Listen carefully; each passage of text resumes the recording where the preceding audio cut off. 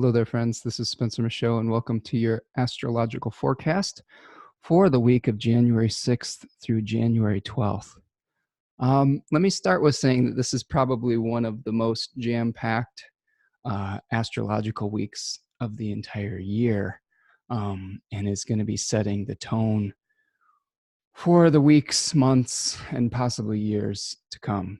There is a lot of stuff to get to. I know that sometimes I say that in these videos, but this one is extra special with aspects that are important and omens and happenings and whatnot. So I'll do my best to get to everything, but there is a lot of ground to cover. Just a little summary here. The biggest things that we're experiencing this week are the full moon lunar eclipse, which happens generally once every 6 months or so. This is a really big one where it's opposing both Mercury, Saturn, and Pluto, and Jupiter by sign, but not as close of an aspect.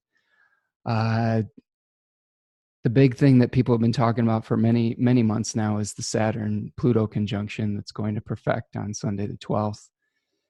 We have Uranus going direct on Sunday the 12th as well as Mercury Cazimi with the Sun this week. We've got a couple aspects with the Sun and Mercury to Neptune, not as big of a deal as some of these other ones, but still something to keep your eye on. Yeah, and Mercury is going to be conjoining both Saturn and Pluto again on Sunday. So there's a lot, like I said, a lot to unpack. I'm recording this on Saturday, kind of after hearing some of the happenings in the news on Friday, or I guess Thursday night into Friday, and trying to process all of those things. I'm of course referring to the assassination of an Iranian general by America and the United States, supposedly without congressional approval, and some of the things that may have been, the feelings that may have been sparked from that. And, packed along with that was a possibility of Republican Congress and Senate crafting articles to try to overturn Roe versus Wade. And then on top of that, just, seeing all the things that are going on with Australia, basically with 2/3 of it on fire. Yeah, so not a super happy way to begin the weekly forecast. But I think that what I want to start out by saying is that I see a lot of astrologers in the field and a lot of people who work with spiritual practices and things like that, focusing solely on the positive things and positive thinking and things of that nature. I've seen a lot of prayers for rain, things like that, and a lot of talk about what you put your mind to, you'll attract, and things of those nature. And I don't think any of that is bad or even necessarily wrong. But one of the things that I think I want to make clear with this video in particular, and this is the Saturn-Pluto conjunction. This is Saturn speaking. This is Saturday, and it's I have very, very Saturnian thoughts about it. Is we are part of these grander cycles that are about expansion and decay, the dark and the light, the good and the bad, and they are constantly feeding into one another. And if we ignore some of the more challenging things in our realities, and remember, Saturn is the ultimate reality check. It's necessity. It's the things that we may not like, but we have to come to terms with. I think we're doing ourselves a giant disservice. And I think that we don't have to get, hopeless or anything like that. But I think that acknowledging some of the challenging things that we're going through, perhaps some of the corrupted systems that we may be a part of or that we may be witnessing, some of the abuses of power, perhaps also with, world leaders potentially making decisions that affect many people, but could possibly be coming from a place of self-interest. And I think that I'm not one of those people and astrologers that is going to just tell you that everything is going to be fine all the time, because that's just not life. I wouldn't be um, taking responsibility as an adult responsibility to give you what I perceive as truth. Again, I don't want to make this just all doom and gloom, but this weekly forecast may feel a little bit of heavy. It may feel a little heavy this week because there's just some heavy stuff going on in the sky, and I think that the healthiest thing is to acknowledge it, and instead of repress it, or I guess as my teacher Achuta Bava likes to say, he doesn't want to whitewash these things, and I'm with him on that. Okay, disclaimer out of the way. And if that's not your thing and you don't want to, if you want someone else who is going to tell you more sunshine and rainbow stuff, it's okay. There are plenty of people out there that may have a different take on things.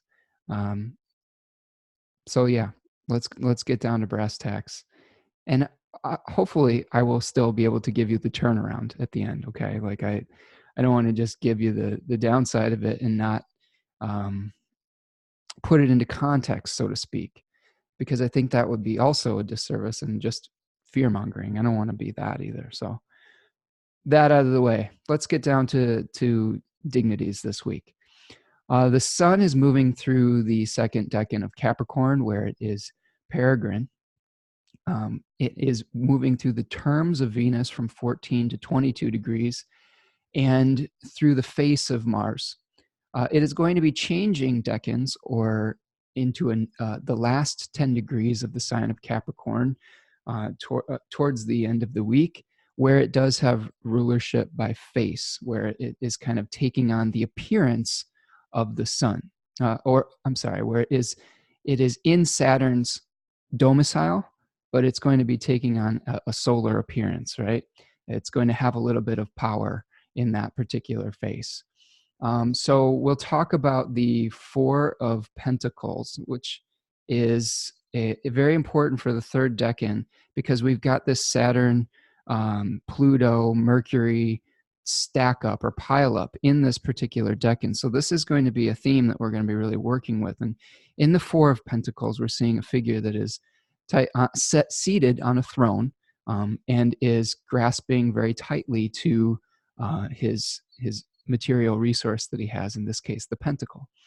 And we've witnessed over the progression of our exploration into Capricorn, a figure in the Two of Pentacles trying to decide where to build, juggling things and figuring out where the best place to put down roots would be. In the third decan, we had people who were planning, right? We had an ornate blueprint that we were looking at, where we were trying to figure out how to build the material structures that we want to build. And then in this particular decan, we're talking about administration. The sun, according to Robert Schmidt, was about issuing commands and about authority, about the one, about, the masculine type of energy of taking a leadership role. And I mean that just not necessarily gender wise, but just like about, being more, instead of being receptive, being more active, the active principle. So this decan is about taking responsibility for the things that we've built and the things that we've crafted, the material reality that we've put into manifestation. And it's not just the sun that's going to be hanging out there. So we'll talk about that. But this is kind of wherever we have a solar focus is sort of where a lot of our attention is focused as well, as far as like the light of our mind, as far as where we're crafting our collective identities. That can be something where when we see the sun moving through a particular area of the zodiac, we're going to feel this collective impulse towards it. So this may be something we're dealing with on the collective as well, as how do we manage the resources that we've built up over a long period of time. Okay, so that's what the sun's doing, and we'll try to integrate all the things that we're looking at this week with this decan. The other thing that we're looking at here is Saturn is moving through the third decan where it has rulership. It is in its own domicile. So Saturn is the ruler or the steward of Capricorn, and that continues to be true in the third decan. It is on its own terms from 22 to 26 degrees, and it is in, of course, the face of the sun, as we just talked about. Very powerful Saturn here, and Saturn is getting basically a jolt of superpowered energy from its conjunction with Pluto this week. And we'll talk about that as we move through the week and we focus on that in particular. I'm going to read you some passages from a few books, one of which is probably one of the best modern authorities on longer term cycles, which is called Cosmos and Psyche by Richard Tarnas.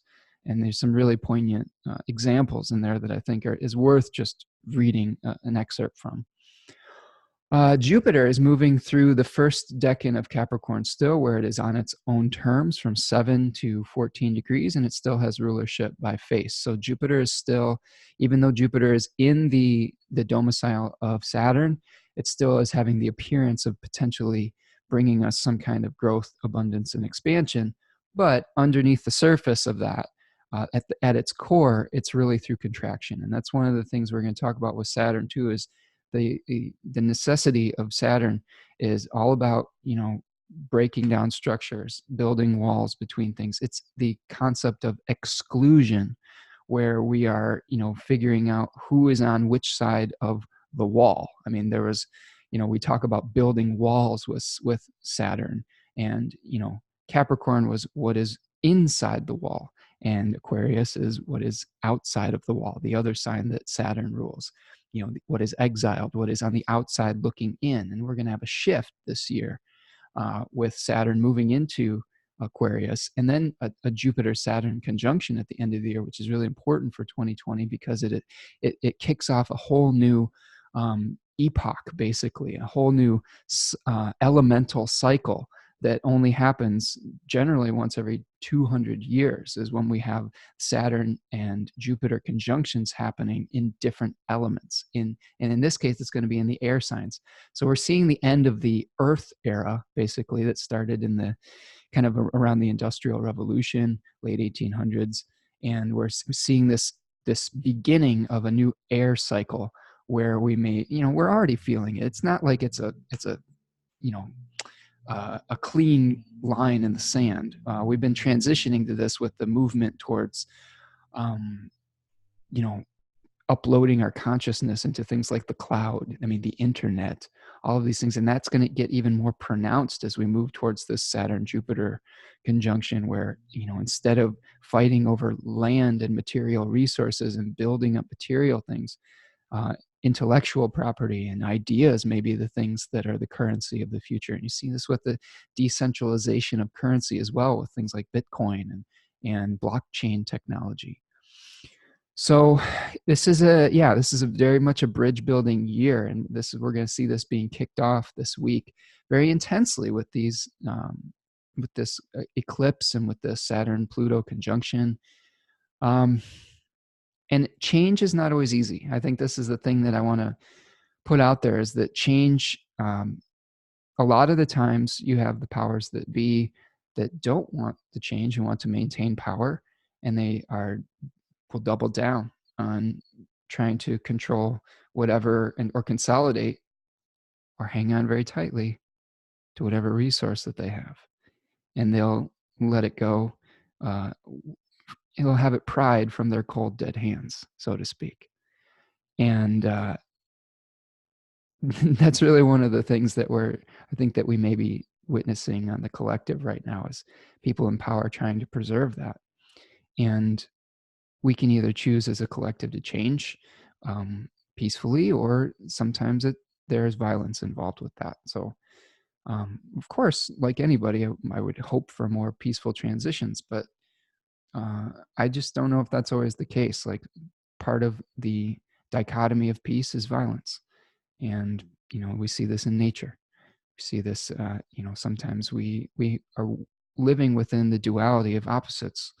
And that's something that is going to be on our minds as we move forward into 2020. Okay, off my little digression there. Venus is going to be moving into the third decan of Aquarius. Okay, and I'm going to show you this card here. This is the Seven of Swords, where you see a figure that is absconding away from a tent encampment with 5 swords. He's leaving 2 behind, and he's looking behind him, and maybe, I don't know, if we dive into his psyche, he's maybe, thinking if he left anything, or, maybe reflecting on his experience there as he leaves. And there is definitely a quality of separation that we see with the separate deck, or with the Seven of Swords and the third decan of Aquarius. All of the Aquarian decans have to do with some sort of sense of exile. I think that Saturn can be very misunderstood in I think in astrology in general.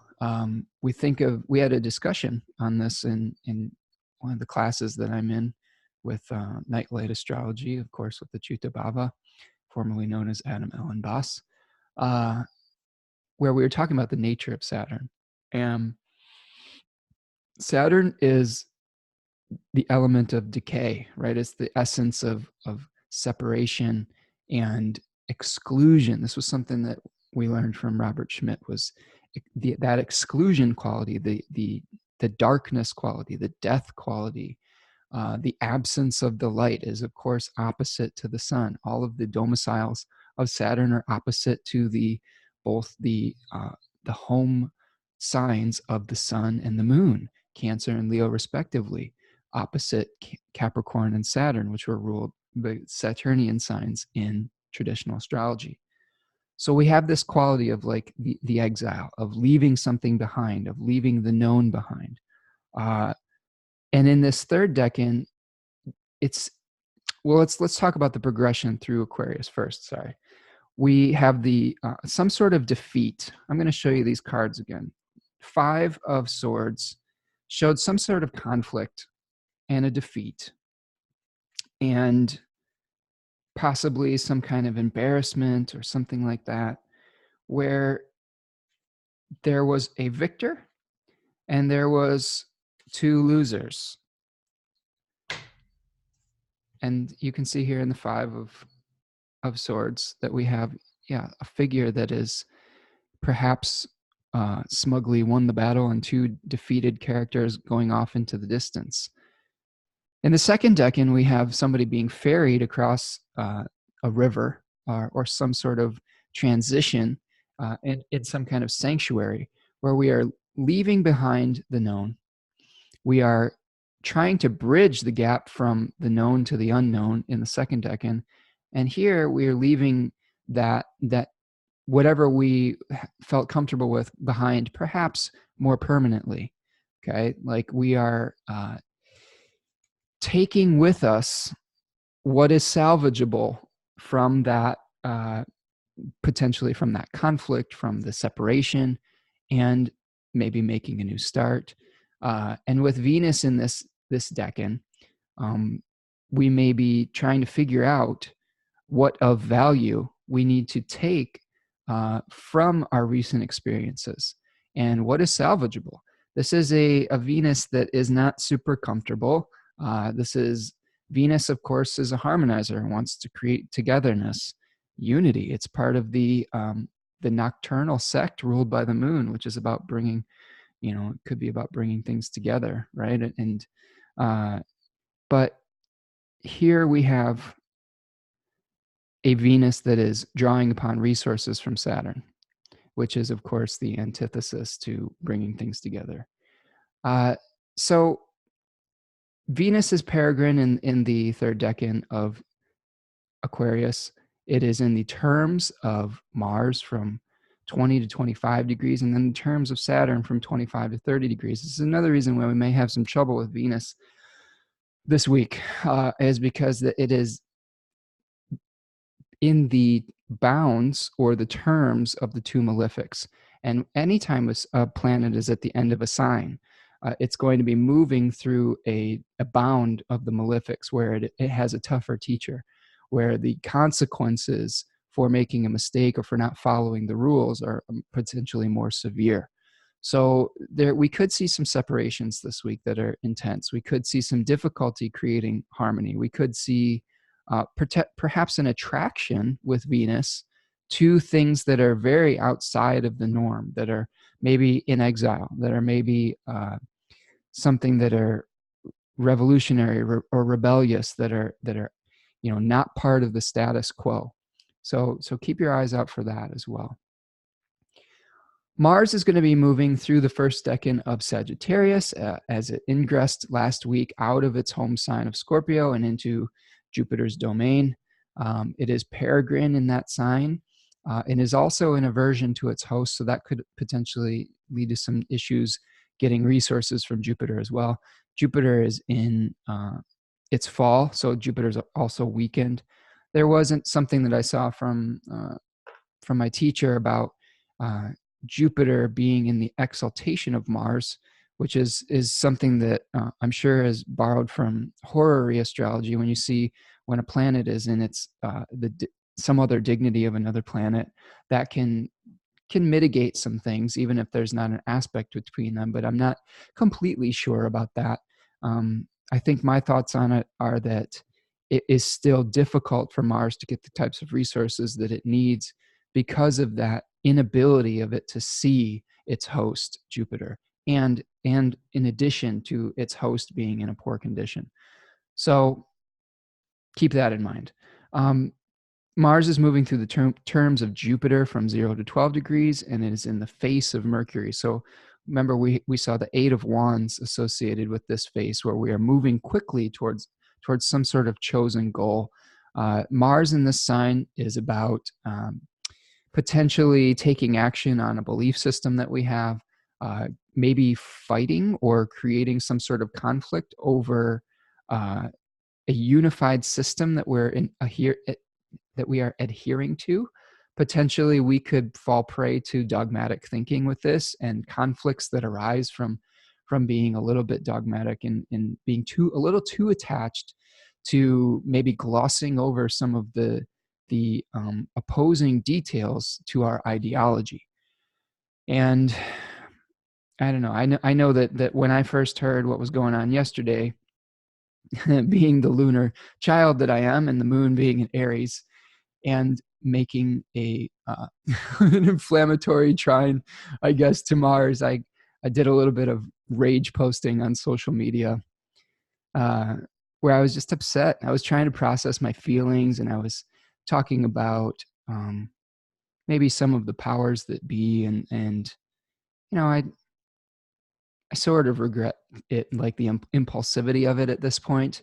At the same time, I feel like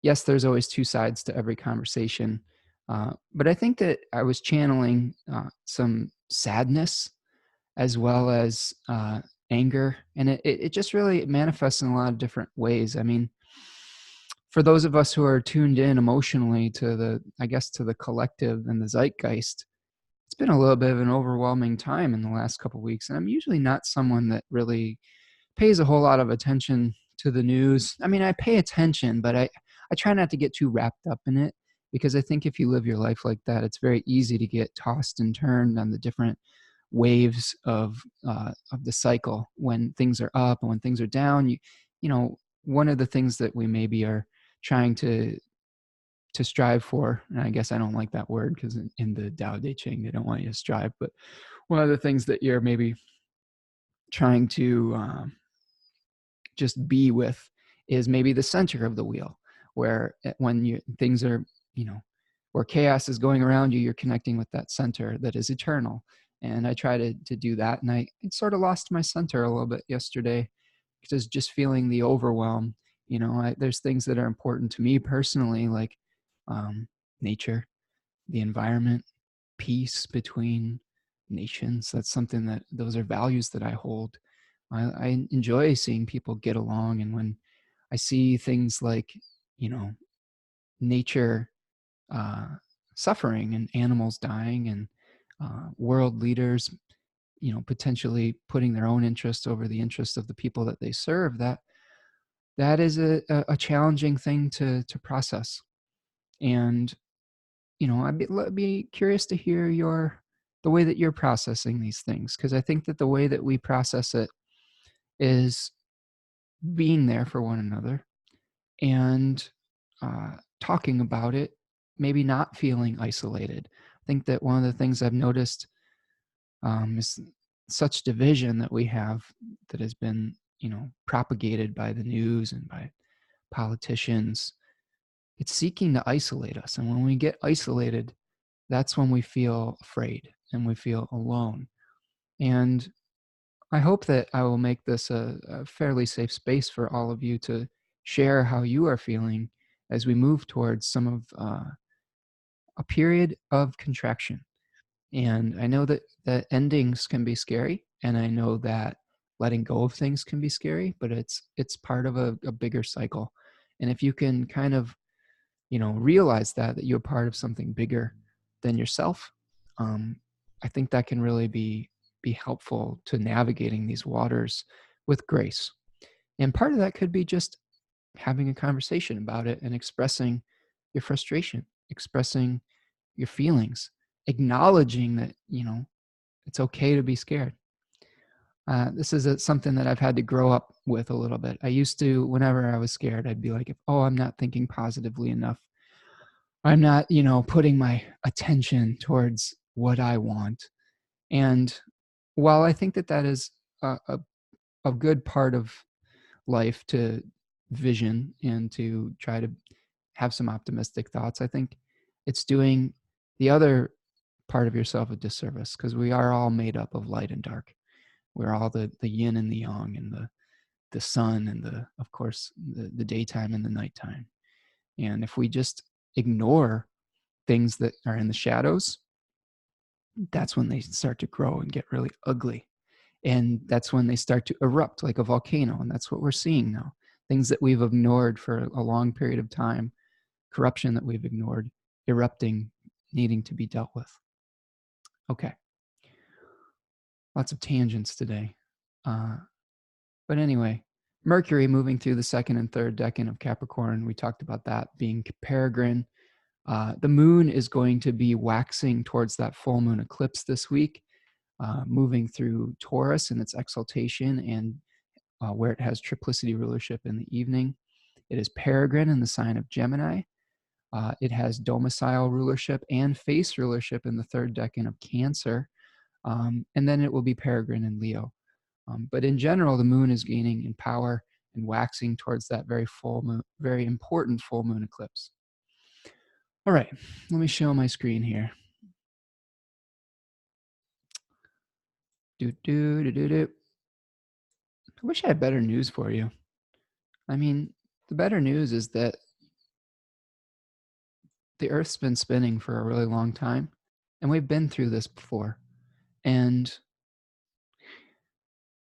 hopefully we'll learn from it and keep on trucking, I think that one of the things that I've been really meditating on lately is that sometimes you have to be shown what you don't want before you really understand and appreciate what you do.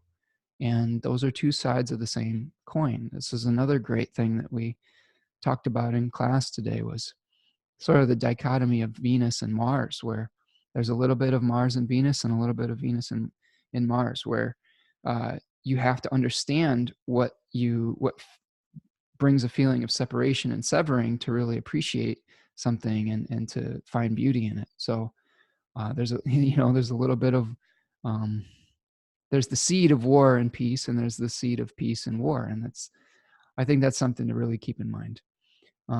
A difficult concept to really fully embrace as a human being, depending on how you were raised or what your belief systems were. We were tended to be given a lot of very polarizing narratives, especially in the country I grew up in. I think one of the greatest things that was challenging as I grew up was seeing beyond the veil of propaganda, and learning that where I lived was not necessarily perfect and wasn't the be all end all, and had imperfections, and that there were other countries in the world where people were probably doing just fine, and that even that where I lived had some corruption that needed to be dealt with. And that was after when you're fed a certain narrative and then you learn some of the truths behind it, it can be painful. Not to say that where I live is not an okay place in some ways. It's a wonderful place in a lot of ways. And I don't know. I think that what we're moving towards with these Jupiter-Saturn conjunctions and air signs is hopefully moving away from a need to define ourselves with nationalistic boundaries and borders. I think that's what we're going to be seeing is it's a globalization of the world, and that comes with its advantages and disadvantages. There's a danger of homogenization and a lack of individuality. Remember, the opposite of Aquarius is Leo, which is ruled by the sun, and very individualistic type of quality. And yeah, it could be painful if we're all being homogenized together and losing that sense of self. Those are some of the dangers of that transition. But there's also some beauty and equality where we're, smashing the hierarchy basically, and hopefully, giving rights to the powerless and feeling more of a level playing field, because really at this late stage capitalism that we're in, there's a huge gap in income and wealth, and it's not equal and it's not fair, and we're seeing some of the consequences of that, and that's the reality of it. I don't know what to tell you if that's not something that you can accept that has happened. I don't know wherever side of that you fall on, things are about to change. Okay, Monday the 6th. Here we see the moon starting off in Taurus, and it is in its waxing gibbous phase. And that gibbous moon was all about building towards that full moon. So you can see here we are building towards the opposition from Capricorn to Cancer, okay? You can see the moon is gaining light. And this phase in the eightfold moon phase was about refinement. This was, we had our first quarter moon last week where we came to a crisis point. The crisis point was Thursday and Friday when, we saw the news of basically the bushland on fire and potentially an act of war being committed and an assassination. So that was the crisis point. That was the first quarter moon. And now we are waxing towards the opposition at the full moon eclipse. And in your own personal life, you may have gone through some sort of crisis of consciousness or something like that, or a physical crisis. Generally, the first quarter moons were about some sort of physical manifestation of the challenge between where the solar light is and where the lunar light is manifesting.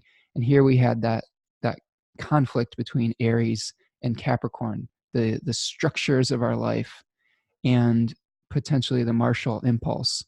Okay. And that was a square that we experienced there. So in the beginning of the week, now that has settled down a little bit, but we are still heading towards some sort of, I guess I would call it a reckoning from the actions that were taken in the first quarter here. Generally in our own lives, the moon, when it's in the gibbous phase, we are refining something towards a reveal at that full moon.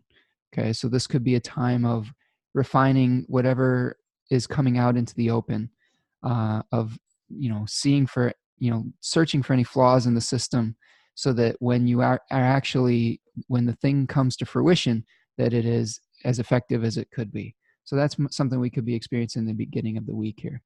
The lunar aspects for Monday, and of course the moon is going to move into Gemini at 9:10 p.m.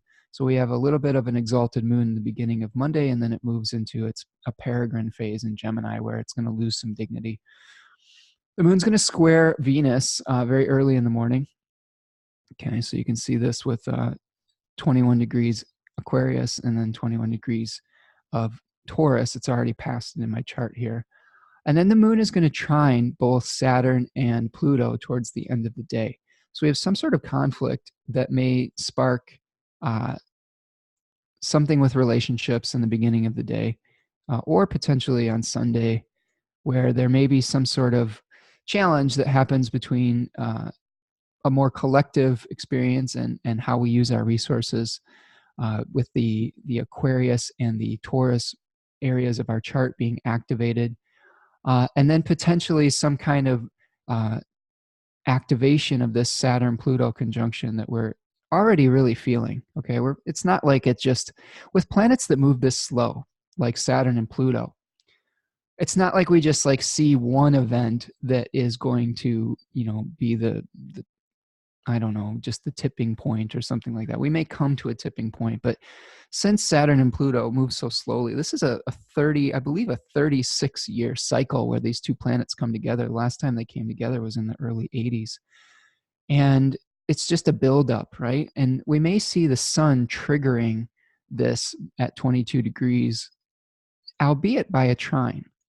So in our own life, we may be experiencing something where we are activating this Saturn-Pluto conjunction in a way that it is a little more flowing.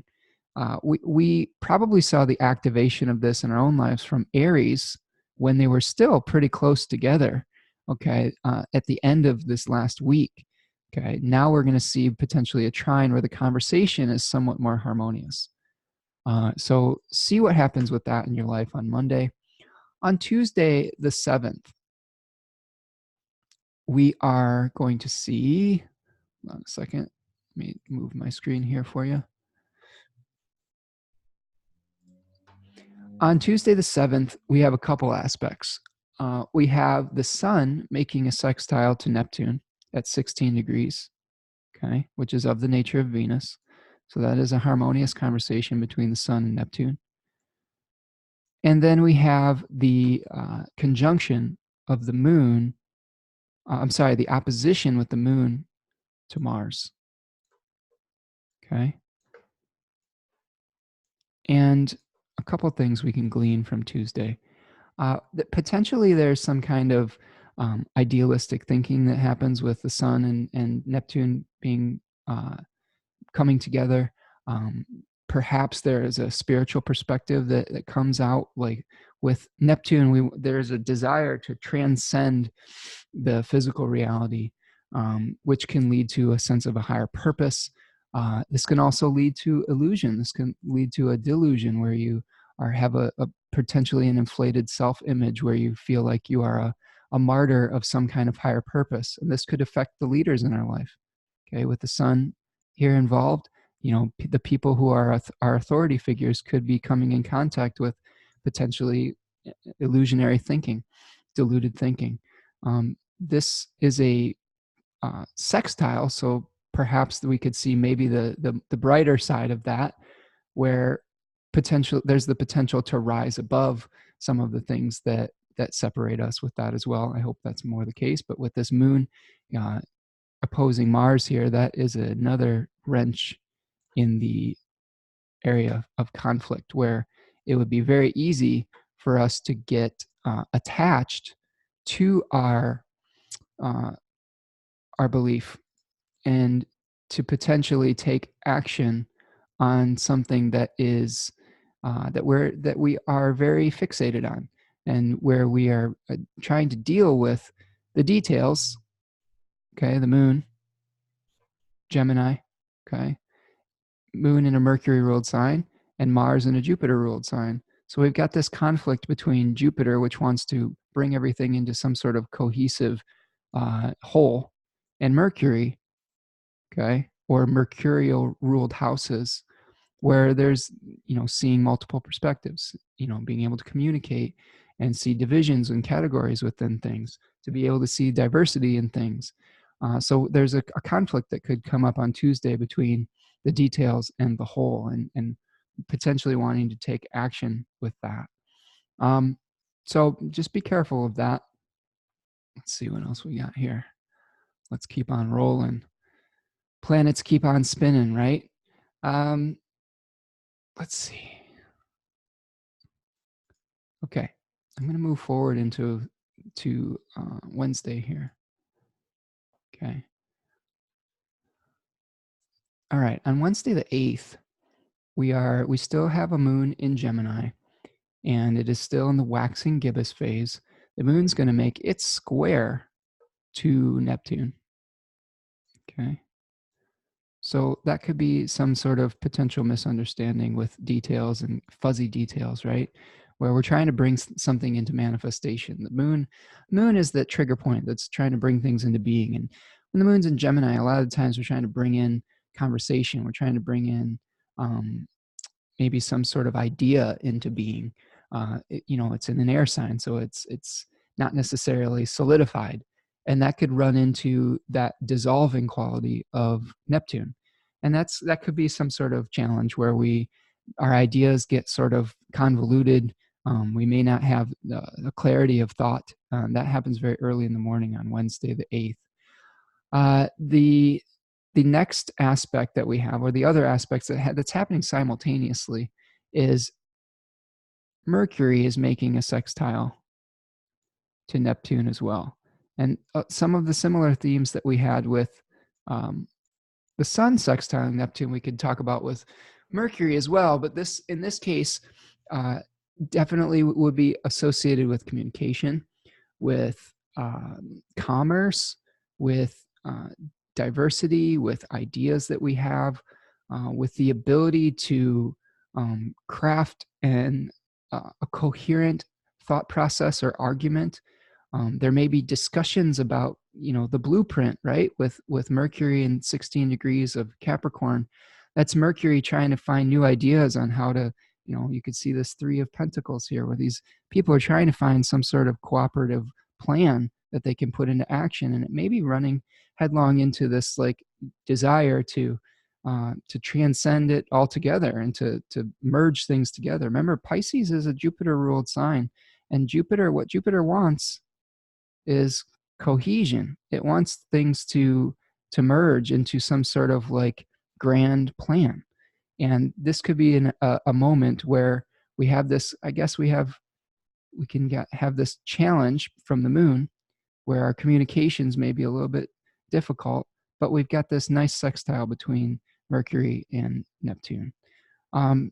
So mixed bag, right? We may have some inspired ideas because it's a sextile. We may be able to bring something into harmony, but there may also be some difficulty with the square from the moon. This is really what we learn with astrology is, there's lots of gray area. Sometimes when we have something really good happening, it alternatively is creating all sorts of challenges and issues that we have to work through. And same thing with when we have what we experience subjectively as bad things happening. It may be planting the seeds for other good things in our life. And those things may be happening concurrently rather than we have to resist the urge to make judgments on things in a very black and white fashion. Because a lot of the times the events in our life are just multifaceted. And I think that that's going to be something to really try to aspire to, that multifaceted thought processes, especially with Mars moving through Sagittarius and with the difficulties that we may be facing as a collective. We have to be able to think multivalently and recognize that especially with I think the potential for the rise in patriotism and black and white thinking and us versus them thinking from the actions that have been taken over the last week or so, and just the lead up to this in general. My little, I guess, I don't know, you could call it soapbox, or my plea to you is to think of things from many different angles and perspectives. What I see, and my fear that I would hope would not I know it's already happening, but I would hope that those of you listening to me would be able to take a mature perspective on this. Is um, when we saw the Pluto Saturn opposition, the last time we saw that was around 9/11, right? And that was when I believe Saturn was in Sagittarius. No, Pluto was in Sagittarius and Saturn was in Gemini. And we had this really, you know, our country was really divided, and we had a lot of fear, and we had a lot of like demonizing a lot of innocent people. And I think that there's the potential for that to come about again. And I really hope that that is something that as a collective we can rise above. And uh, yes, there may be some times where we have to band together on one side or the other of something. Um, but you have to really know what you're actually fighting for. Um, I watched a movie this past week. Uh, I don't know, without spoilers, I went to go see Star Wars, right? And before we went to see the Rise of Skywalker, the third in the series, we watched The Last Jedi again, and there was a character in The Last Jedi played by Benicio del Toro, and he was a pickpocket, or like he was a locksmith of some sort. And I was really relating to that character because basically his messaging was, um, both of your sides are continually like uh, creating conflict, and his message was like, you know, you're both one and the same. Your rebellion and your empire are both kind of two of the two sides of the same coin, and you're constantly going back and forth. And some of you have done really horrible things in the name of your rebellion, and some of you have done really horrible things in the name of your empire. And take a good hard look in the mirror before you cast aspersions and point fingers. And I think that that's where I'm what I'm trying to how I want to deal with whatever is going to be happening in the next year or so. Is you just have to look at things from a very like a multivalent perspective, and try not to, you know, I don't know, try not to demonize. Try not to demonize your neighbor too. Like that's the thing. Like that's what I hope too, is that as Americans we can get off this kind of like, you know, trying to, you know, put everybody in a box and say, you know, you are this or you are that. And it's really a shame that we can't just like come together as a I don't know, as a community, as a global community, really. I mean, that's my hope, that people can kind of get along with one another. But anyway, moving along, the moon is going to be making the moon is going to be making a trine, sorry, to Venus on this day. So even though we have some of these challenging aspects with the moon and Neptune, we are going to be seeing a nice aspect at 5:15 at 24 degrees between Gemini and Aquarius, the moon to Venus here. Um, and that's really how we're going to end our day on Wednesday. You know, my thought process as I'm doing this is these lunar aspects are nice and stuff, but there's just so much like macrocosm stuff going on that some of it just doesn't matter. You know, sorry to be like that, but just like, yeah, there's a lunar aspect, but man, there's some big stuff going on. And I guess that as I'm going through this and experiencing all my feelings about it, and I'm sorry if I'm getting a little off track today. It's just a lot to process. My brain is just like spinning with all the possibilities with this. Is that yeah, we do have to try to stay grounded and see what we're going to be doing within our daily lives, and try not to get overwhelmed by the macrocosm things. Um, but I will say, this is we are living in a history right now. The actions that are taking place within the next couple of weeks are very important. Not that the little things aren't important, and they are all part of a whole, but there are some moments in history where you see landmarks or landmines, I was going to say, but definitely signposts. And this is one of those times. All right, Thursday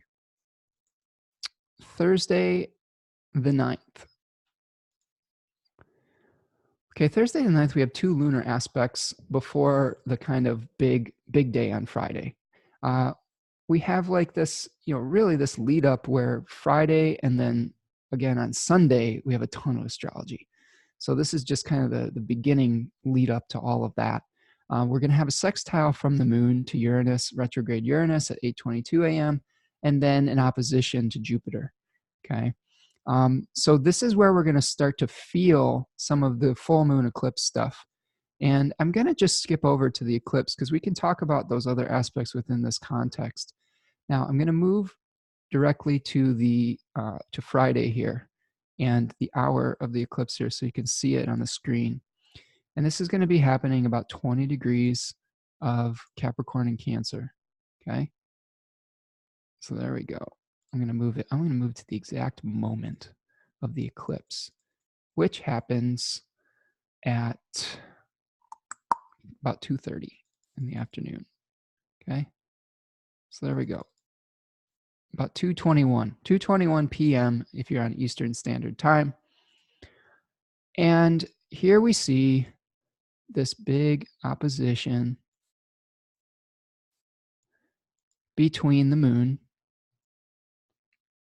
and this giant pileup of stuff in Capricorn. Pluto, Saturn, Mercury, the Sun, Jupiter, the South Node. Oh my goodness, that is a lot of stuff. And there's so many themes are going to be wrapped up within this eclipse.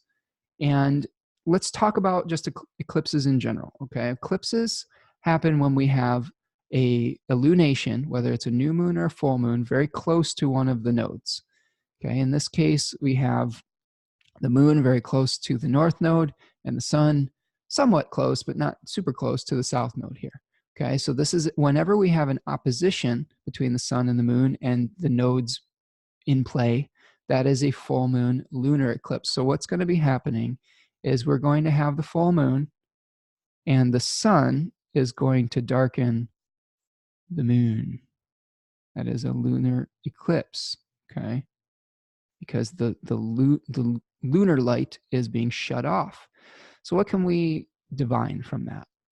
Well, we have Rahu is very close to the moon and it is consuming the moon, right? So we have our emotional quality, our deeply seated things, our ability to bring things into manifestation too, being shut off by the light of the sun, potentially by authority or some sort of commanding presence, by our rational intellect. So this may be a time when you are feeling potentially there could be clarity involved with this that is unusual, because we are a lot of the things that may be holding us back, like emotionally, may be severed, so we can actually see a more objective perspective on things. Now, what is being triggered though is this Saturn and Pluto Mercury stack up here. So many things going on. In addition to this, Mercury is going to be Cazimi, which means it's in the heart of the sun. So this is a new Mercury cycle. Although I will say that from one of the authors that I study, Demetra George, she likes to think of the inferior conjunction or the retrogrades, the retrograde of Mercury and Venus being the beginning of the solar cycle. And in this case, Mercury is direct. So what's happening is Mercury is basically, if I moved my chart, you'd see to the daytime, Mercury would be over here, and it would be earlier in zodiacal order to the sun. And it is moving in a conjunction from this direction, okay? And eventually it will come and it will join with the sun. And I like to think of this as like the full moon of the Mercury cycle. Now, the Mercury is still going to be going through the furnace of the sun. This is where Mercury may be very powerful for a particular moment in time. Mercury is going to be really strong at this eclipse because it's basically in the heart of the sun. So there may be some sort of communication that comes through at this eclipse that's very important, that has this Saturn, Pluto, South Node, Jupiter coloration to it. Now, let's unpack that just a little bit. All right. So, what do we think about when we think about Saturn and when we think about Pluto? Well, Saturn is the concept of exclusion, of limitation, of breaking down structure. Pluto is something that is like a nuclear, I don't know, the detonation of a nuclear bomb, so to speak. And I'm speaking metaphorically. Hopefully, there's no literal nuclear action. Although that was a fear at the last Saturn-Pluto conjunction. This was the height of the Cold War, where we lived in fear of nuclear annihilation. So this is you know, a time in history where those same fears may start to bubble up again. And I'm gonna take this opportunity to read you about a chapter. I'm going to read a few paragraphs in this book, Cosmos and Psyche, because I really think that I don't want to separate all this stuff out, because it's happening so concurrently. We have the full moon that's triggering something, and we have the Saturn-Pluto conjunction and the Mercury conjunction with the sun. All of it is all wrapped up in one particular thing. Remember, the moon is that trigger point. It's just setting all this stuff off into action. And we really can't separate all these individual aspects out. We have to kind of see them as part of a whole. And let me just read you a few paragraphs on this, because Richard Tarnas, this is the book that I have, Cosmos and Psyche.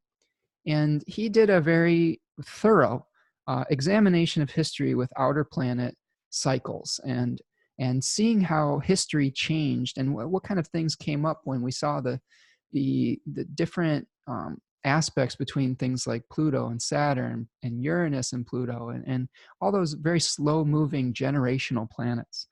Okay, so I quote, this is on page 209 in a chapter called World Wars, Cold War, and September 11th. He says, "We will now examine the planetary cycle of Pluto with Saturn, which in important respects bears a resemblance to the Uranus-Pluto cycle. The nature of this resemblance seems to reflect the activated presence of the archetypal principle associated with the planet Pluto in both cycles, both how the Pluto archetype is activated during Saturn-Pluto alignment periods, and conversely, what second archetypal principle is empowered and intensified by the Pluto archetype." And he says this presents an altogether different picture. While the Uranus-Pluto periods consistently coincided with widespread revolutionary upheaval, intensified emancipatory impulses, and radical cultural innovation, the successive quadrature alignments of Saturn-Pluto cycles coincided with especially challenging historical periods marked by a pervasive quality of intense contraction. Emphasis, Richard Tarnas, but I will pause for additional emphasis. Contraction. This is really what we're looking at here. Eras of international crisis and conflict, empowerment of reactionary forces and totalitarian impulses, organized violence and oppression, all sometimes marked by lasting traumatic effects. An atmosphere of gravity and tension tended to accompany these 3 to 4 year periods, as did a widespread sense of epochal closure, the end of an era, quote unquote, the end of innocence, the destruction of an earlier mode of life that in retrospect may seem to have been marked by widespread indulgence, decadence, naivete, denial, and inflation. Profound transformation was the dominant theme, as with Uranus-Pluto cycle, but here the transformation was through contraction, conservative reaction, crisis, and termination. Both the First World War and Second World War began in precise coincidence with virtually exact hard aspect alignments of Saturn and Pluto in August 1914 and September 1939, respectively. The most recent Saturn-Pluto alignment occurred in precise coincidence with the events of September 11, 2001, the destruction of the World Trade Center in New York, and the attack on the Pentagon in Washington, and the many events set in motion in its wake. In the first half of September 2001, Saturn and Pluto were within 2 degrees of exact opposition.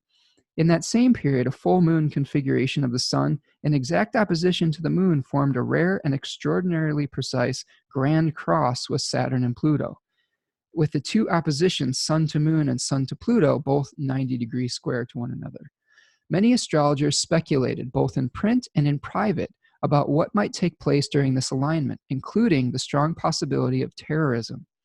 Within moments of the attacks on the World Trade Center and the Pentagon on September 11th, virtually every astrologer in the country knew that the forces symbolized by the Saturn-Pluto alignment, an alignment that had coincided in the past with so many grim periods of historical crisis and contraction, had erupted. Okay. A lot to unpack there, right? I mean, he goes on. I mean, there's a lot of stuff going on here. I want to pause to just talk about contraction. This is let's pick out a few things to digest. The end of an era. Let's see, the end of innocence. I see it like this. We're heading towards a change in the collective consciousness, an elemental change. We're moving away from Earth. We're moving away from idealizing having a consolidation of physical resources, earthly resources, of ownership of land, of property, of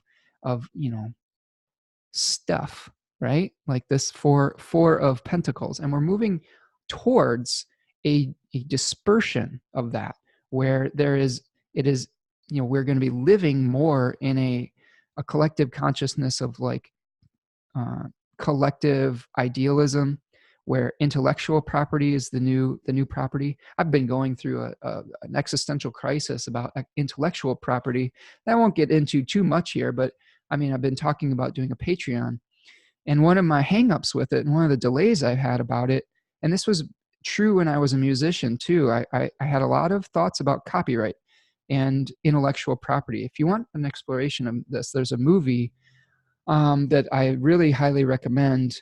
Oh man, I got to think of it's called Remix, a Manifesto. And it's about, they talk about the Disney Corporation. They talk about, there's this hip hop artist, like electronic artist named Girl Talk, that talks a lot about his use of copyright and rivalrous versus non-rivalrous goods, and the future of intellectual property. And my challenge was, I don't really believe I don't believe in paywalls. I have a distaste for paywalls. I don't like making information exclusive. That's something that I've really, with my music too. I made my music free to download with the ability of people to donate. And I sold my CD, which was a rivalrous good, which was of a limited quality, at my gigs and things like that. So there's a difference between goods, and I promise I'll be brief with this, that you don't necessarily lose anything by more people having access to it, like a lecture, okay? Whereas if you had a physical commodity, there's a limited supply of that, and that is something where charging money for that is appropriate, because it costs money to make it. Not that it doesn't cost money to make these videos. I put a lot of time into these, but the more people that watch my video, it's not going to cost me any more if I have a million followers or a million viewers rather than 100. And there's some really significant arguments to be made about just giving access. And then if you have a certain percentage of your audience that will be able to support you, let's say you have 10% of a million people, is probably better than just having 500 or 5,000 people behind a paywall and only they get access to it. And it's something really kicking around, because I just feel pretty strongly about that. And this is the reason I haven't started one of those accounts yet, because I really don't want to restrict access to my material. And we'll see how that plays out in the coming weeks and months ahead. But that's one example of the shift that we're experiencing from physical goods to intellectual property. And this is what we're going to see coming up more and more and more as we move towards the Jupiter-Saturn conjunction at the end of 2020, which happens around the winter solstice of this year. We're going to get little tastes of it here and there as Saturn moves into Aquarius in I believe, in end of March, and then retrogrades back out of it. But this is really, what I see with this Saturn-Pluto is the eruption of corruption And everything that we had repressed, Pluto, into the underworld about how we handle physical resources, hierarchy, and structure, and it being acted upon by Saturn, a dissolving quality. So we're seeing all this power bubbling up from the underworld like a volcano. And this is, Pluto has the quality of like supercharging things. So we can also see this, and Tarnas talks about this as well, as Pluto acting upon Saturn and kind of supercharging all of the Saturnian qualities of limit, of putting things behind a wall, a paywall, right? Or a literal wall, as we've seen our president want to do in our country. And creating these divisions and say, we are inside of this wall and everything outside of it is bad, is in exile, right? We're seeing us versus them. And I think that really, as we move forward, this is the last gasp of that energy. And I hope that we can transition into this more egalitarian reality that is coming either way, more peacefully, rather than seeing those that don't want change, or that are like, this is the conservative backlash that we're seeing, that people who resist change are doubling down right now and trying to, with their last gasp of Plutonian energy, trying to hold on to something that is impossible to hold on to. Life is cyclical. We live in a world of seasons. We live in a world of birth and death. We cannot have unlimited periods of material growth without its opposing contraction and decay. And the mistake that we, I think, are making is thinking that we can have these unlimited cycles of growth without the rubber band snapping back. And guess what rubber band is snapping back right now? Mother Earth is snapping back right now. Mother Earth is saying, it's a little too hot in here. The purge has begun. And I've said this a number of times to many friends that I've talked with about this. The environmental movement is somewhat misguided because what they think is save the world. Well, guess what? The world's going to be fine.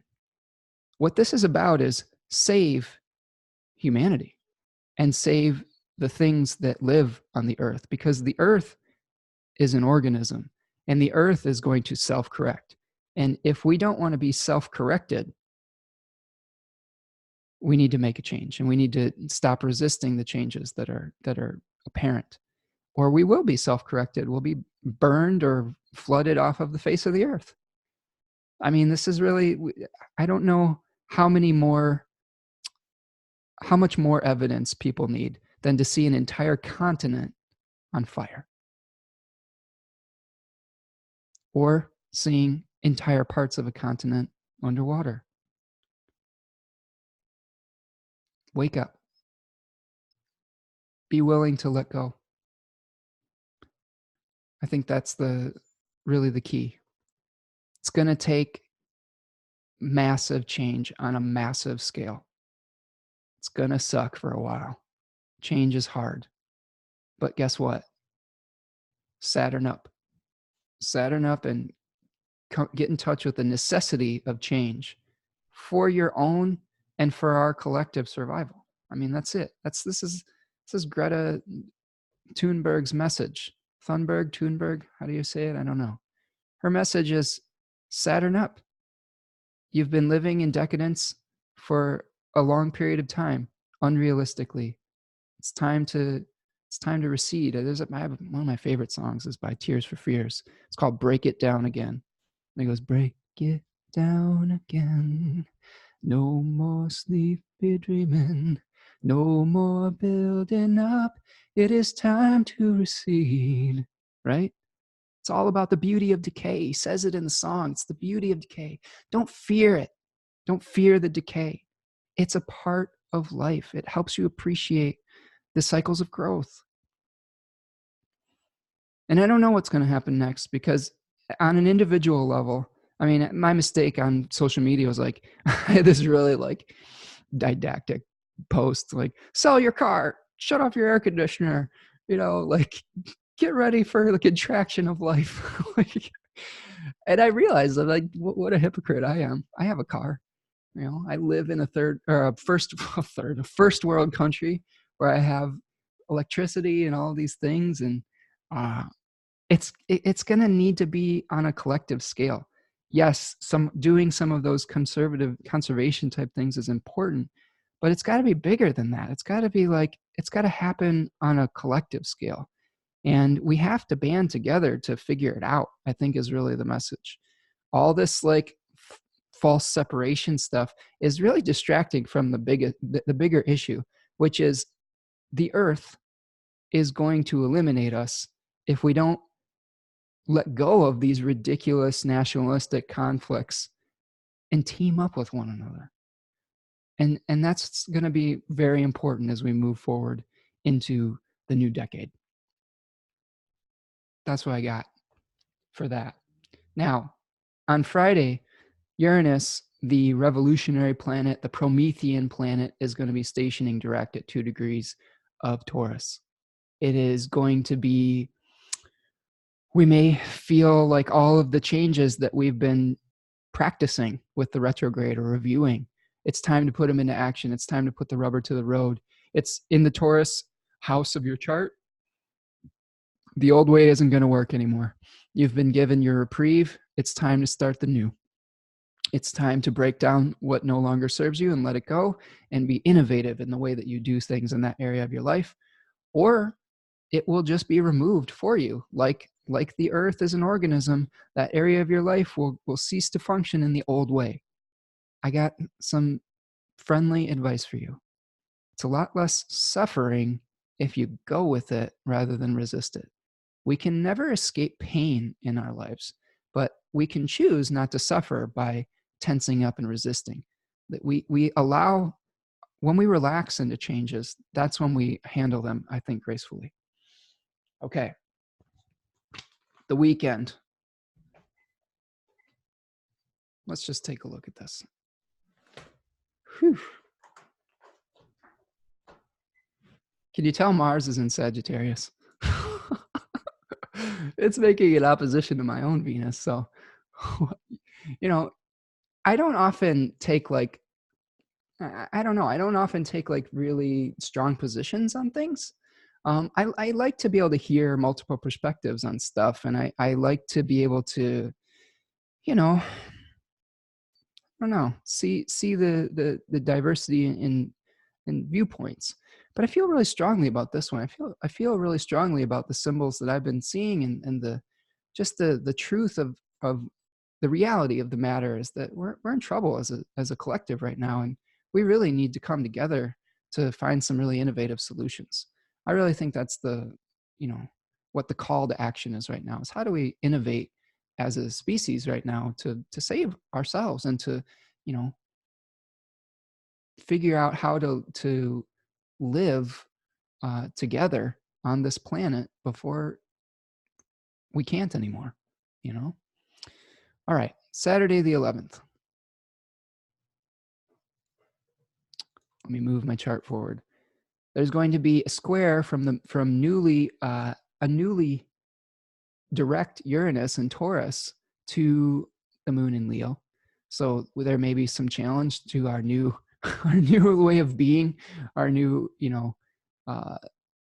decision to like do things in a different way. And it may be some sort of ego conflict with the moon moving through Leo and the way that we assert our personality or our authority. So watch out for that, 10:20 a.m. Of course, the moon has moved into Leo at 7:16 a.m. The moon in Leo is then going to be making a trine to Mars in Sagittarius in the evening at 4:53 p.m. You can see that here. So that may allow us to take some positive action towards our chosen goal and our chosen target. On Sunday, the 12th, I mean, this is really when we see the big build up, right? We have two points that are important. We have the full moon eclipse, and then we usually after the first couple days after the eclipse, we see the reveal. It doesn't always happen right on the eclipse. We have a couple days of revelation that are happening. And of course, the big thing that we're seeing here is this big stack up with Mercury, Saturn, and Pluto that we just have been discussing for a long period of time. I'm going to read you another passage in here because I just think this is such a good book. It says, the vivid complex of qualities, emotions, and meanings connected with those grave events, the beginning of 2 world wars, September 11th and its aftermath, and many other such events during periods of Saturn-Pluto alignments, fits with remarkable precision of the synthesis of archetypal principles associated with the 2 planets in combination.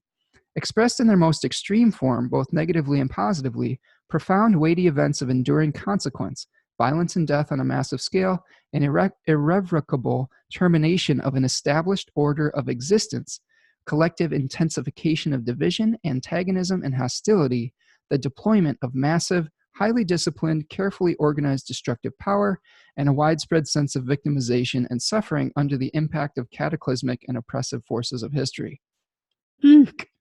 More generally, this archetypal complex tended to constellate a wide sense that one's life was determined and constrained by large impersonal forces of many kinds: historical, political, military, social, economic, judicial, biological, elemental, instinctual, too powerful and dominant to be affected by the individual self.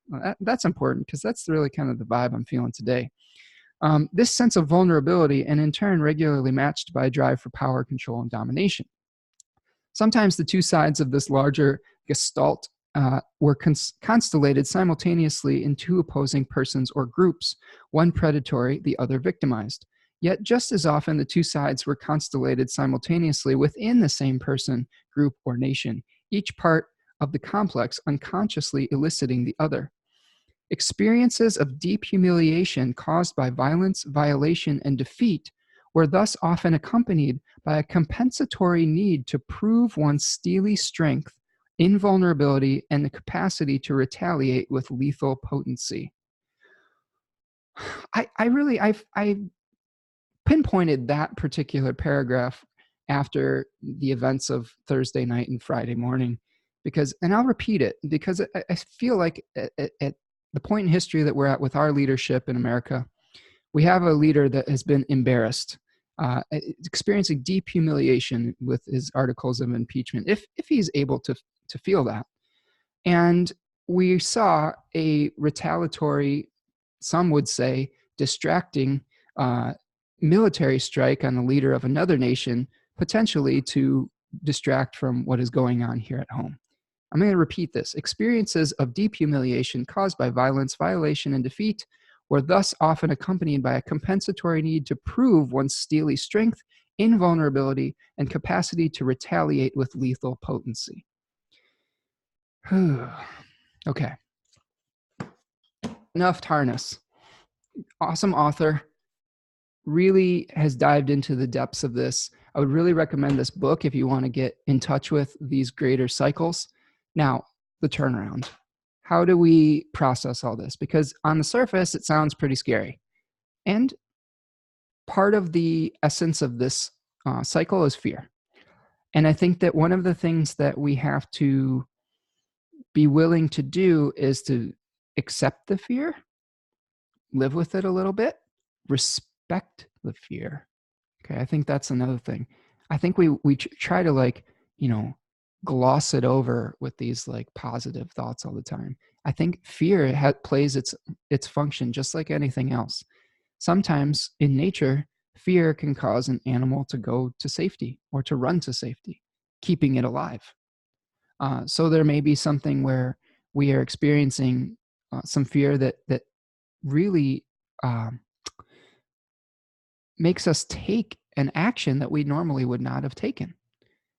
It's sometimes for the better and sometimes for the worse. So we have to really determine and try to be as objective as we can to see if the actions that we're taking are supporting our security or our safety or moving us forward, or if they're just actions that are going to put us in greater danger. So those are the themes we're going to be discussing over the coming year. Again, what I can leave you with this Saturn-Pluto conjunction, it's happened before. Just as the winter comes, so does the spring. And the planets keep on spinning. This may be the ending of some of the corruption, and there will be a counterbalancing to whatever is put into place right now. There always is. Whenever we see like things like fascist movements and abuses of power, we see revolutionary people rising up to meet it. And we may experience that too. And you may be part of that. You may be part of the oppressive system. I don't know. Uh, you may not think that you are, but we all think that we're the hero at the end of the day, even when we're committing atrocities. And I think that's something that I would really encourage you to examine. And that was the message of Benicio del Toro in The Last Jedi, is we all consider ourselves the hero in our own story. And it really takes a lot of maturity and effort and clarity to really self-examine. And so that's what I would encourage you to do before you take up arms or fire off a inflammatory Facebook or Twitter post. Take a good look in the mirror and see what your role is in all of this and how you can be part of the change that needs to happen and what you need to do to bring that into being and what your role is in it and what your role has been in the past as well. It's a great time to reflect too. And I think that it's, first of all, a lot of times we think that we need things, and then when we finally are free of them, it's a liberation. And I think that I have learned over the course of my life to live with less. And I think that there is some definitely a liberating quality when you're not feeling the weight of everything that you think that you need. There is definitely like a sense of relief that happens after a rainstorm. You know what we're experiencing now? We're experiencing the big dark clouds.